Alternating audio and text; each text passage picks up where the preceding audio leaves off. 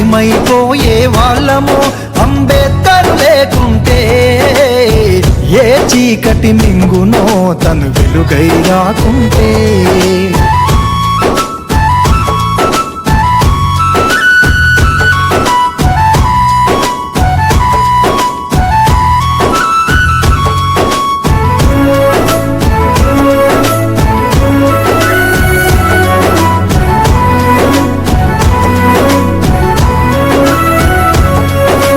అడుగు అడుగు తను అనుభవించిన బాధను తలచి, భావితరాల భవిష్యత్తు అంతా ముందే తెలిసి.